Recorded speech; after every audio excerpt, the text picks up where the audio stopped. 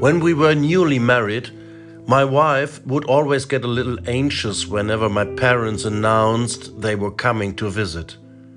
Not that our home was in bad shape, on the contrary, but there was always room for a bit of polishing. The floors were mopped and vacuumed, the table beautifully set and the meal carefully prepared.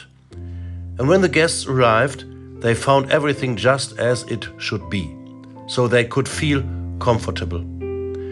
Preparation is essential in life, especially when significant events are approaching or specific people are expected.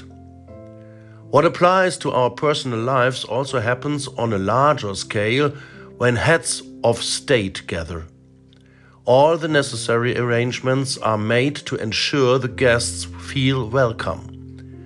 And who doesn't know this? When it's time for the Oscars or events like the Bambi Awards, the so-called red carpet is rolled out.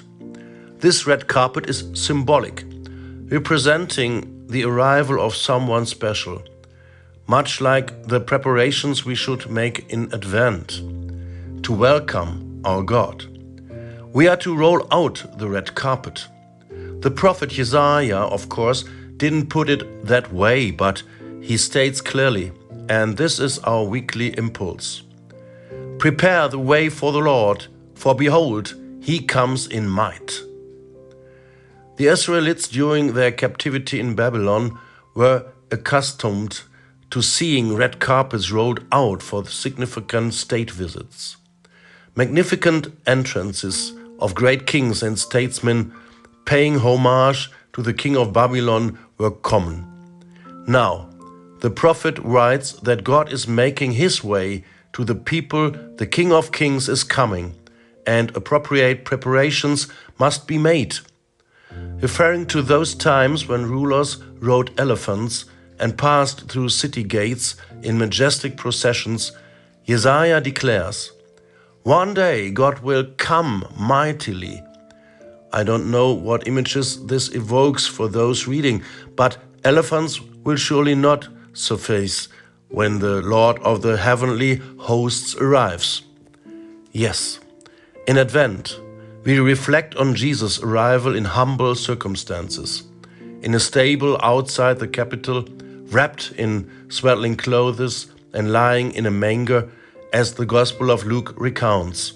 The Son of God enters our world for the first time in human form, far from regal, certainly not on a red carpet, but laid on hay and straw. Jesus comes into the world. Let me say this, that was then. When he returns, he will be as the risen one, as the one to whom all authority in heaven and on earth has been given, as King of Kings and Lord of Lords, to rearms this world and the one that transcends it and encompasses our earth. This Lord, served by angels, will enter with glory and power beyond our imagination. When he arrives, all who have held power will relinquish it. The Prince of Peace will take the throne. Many people do not believe this, do not anticipate his return, and therefore do not prepare. Beyond the astonishment these people will face, the greater danger lies in not being part of his coming.